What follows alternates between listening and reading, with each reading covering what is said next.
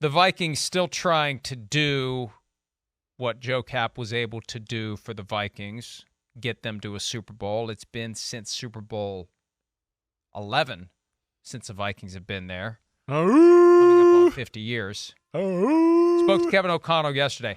The full 26-minute conversation is on the NFL on NBC YouTube page. We've posted it at PFT. A lot of great topic covered. Let's have a listen to a couple of the subjects that came up as it relates to a couple of the key offensive players. Justin Jefferson's contract extension and whether or not Dalvin Cook's contract is eventually going to be torn up. Here's Kevin O'Connell on both of those subjects. Oh, we don't have it.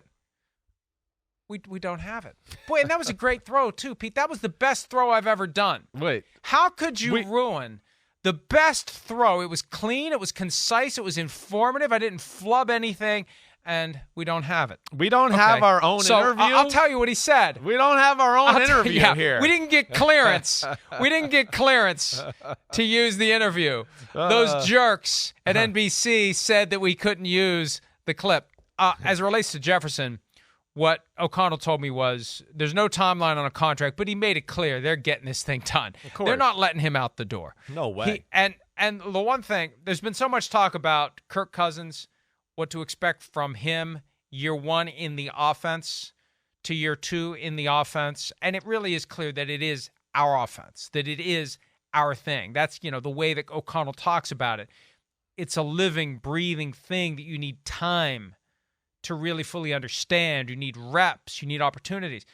He went on and on about how Jefferson mastered it right away and how much better he's going to be this year in their offense. His ability to take to it as quickly as he did means that this year, I come away from the conversation thinking, okay, he's Offensive Player of the Year last year. Could he really be the first receiver ever to win MVP? Maybe he will be. Maybe he's going to build on what he did last year, those numbers that at one point were on track with the Cooper Kupp numbers from 2021. Maybe we're going to see an even better version of Justin Jefferson this year. It's scary to think about it. Yeah, it is. We know he's the man. He's definitely one of the top 2-3 receivers in football. Yeah, another year of just offense, second nature, another level of the playbook, adding more stuff on, not having to think about it. And he is in a spot where, unlike Jerry Rice or Randy Moss when they had those type of years, they had a quarterback that was also very popular that could take away that steam. This could be one where, the quarterback wouldn't take away the steam, where he'd go, oh, no, actually, this is a standalone receiver who might win MVP. He's got that type of talent, and they're going to feed him. We know that. With this offense and O'Connell and the way he's used in the Cooper Kupp-ish type of way and even more, that's where – Justin Jefferson, your Vikings, and where I go, I don't know, the Kirk Cousins being there. Sorry, Mike, you like it a Kirk Cousins? He might be your quarterback for a few years here, there, buddy. I also asked O'Connell about Jordan Addison and KJ Osborne because I just assumed when Adam Thielen was released, that meant Osborne steps up. You've got Justin Jefferson, TJ Hawkinson, KJ Osborne. I was surprised they targeted a receiver in round one, and I asked O'Connell about, what KJ Osborne should think about it, and he gave me an answer that is based on exactly what he said to KJ Osborne. You'll see that in the full interview as well. Another topic we got to was Kirk Cousins, and at one point I asked him, give me the best attributes that Kirk Cousins maybe doesn't get enough credit for. Accuracy and toughness were the top two. And then I asked him, Chris, tell me an area where you would like to see Kirk Cousins improve this year. Here's what Kevin O'Connell had to say. I think he showed it at times last year, Mike, but that athleticism to maybe not impact the game the way some of the great athletes that are playing quarterback in the NFL right now impact, but there's some plays where I think he doesn't give himself enough credit of his ability to extend. I think back to that, red zone scramble for a touchdown against the Cardinals last year on a critical third down, or even keeping drives alive, stealing a first down. When I call a bad play and he's got nobody there to convert, and he finds a way to extend a play and maybe use his legs to either get that first down or extend a play and make a play off schedule with his arm. I think he's capable of doing those things, and I think he's, that's going to be something, his comfort, his understanding, year 1 to year 2, you just have that much more awareness of not only where your 11 guys are on the field, but defensively, how it all works together, and you can continue by any means necessary to attack whatever voids and vacancies may be out there for us on each individual play. And we do see from time to time Kirk Cousins with that ability to make things happen with his legs. 3rd and 4 against the Cardinals. He flushed to the right, and off he goes and just dives into the end zone. I mean, wow. Now, look, that's escapability and then a little straight line speed. But look, we know that the best quarterbacks in the NFL currently can extend plays with their legs on a regular basis. Make chicken salad out of chicken you-know-what. When the play that's called isn't there, can you make something happen on the fly? We know that Kirk Cousins doesn't have that, and it's not just the physical ability. Chris, I also think to get back to the S2 test that was all the rage a couple of weeks ago, it's processing. Yes. What do you do in that oh crap moment? What do you do when everything falls apart? What do you see? Where do you go next? And I think I talked to O'Connell about that as well. Like, how much of that do you coach out of him? How much do you let him just learn when to run, when to do this, when to improvise? I think they're trying to teach him how to improvise. And I think that improvisation is still rehearsed. It's still planned. It looks like improvisation, but you've thought about it. You don't just go out there and just do it. Like Patrick Mahomes just doesn't go out there and just do whatever. Even though he's improvising, he knows what he's going to do.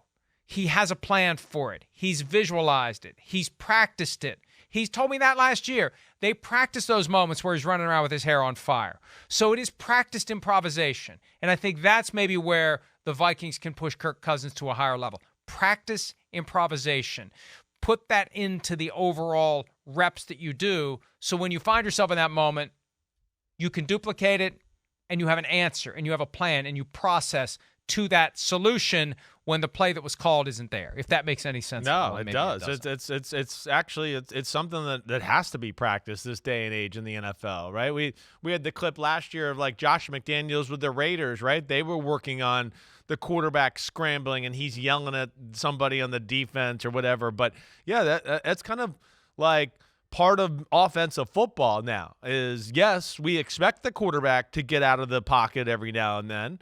And now what do we do offensively to adjust off of that and then change our routes and find the holes to sit and whatever and be quarterback friendly? And, of course, the defense has a process of learning to how to defend that as well. It's definitely a part that we've always talked about that Kirk Cousins needs to improve on. He's amazing in the pocket. He's amazing. And, again, this is why the McVays and the Shanahans and the O'Connells love it, because, like what you're talking about with the S2 processing, he can process 9 million plays and checks and 50 million rules for each play, and it's nothing to him. And we saw how well he played last year when he's protected and all that. But, yeah, you're talking as a Vikings fan and wanting the most out of your team, and you want a guy that can, just, maybe do a little more physically to take over some big moments. And that's where they're going to try to push him to help him and help their team. And that's the thing, too. It's not just making a run like that against the Cardinals in a run-of-the-mill. Well, it's like 1 o'clock. It's like you talked about with the plan. Making a play like that. Right. In the Giants game, Dexter Lawrence. Wait, he's been back here all game. Right? He's been back. I got to be ready to spin out of here and do this again. And I think that's where Allen and Mahomes and those guys, they have already, to your point, practiced it, visualized it. They have a feel for the game to go, wait, this has been happening a lot, so let me hasten my clock a little here because I might have to get out of here and get out because I haven't had time to throw. And we know that was consistently. Dexter Lawrence dominated that football game. He was constantly back there. And I think maybe that's some of the element you're talking about too, Mike. I mean, when you watch that play, it all seems so perfunctory and mechanical by Cousins. It's like there wasn't even a thought given to, hey, this is the last play of the season, right? Yes, it's just, exactly. That's what's so weird about it. I think you're right.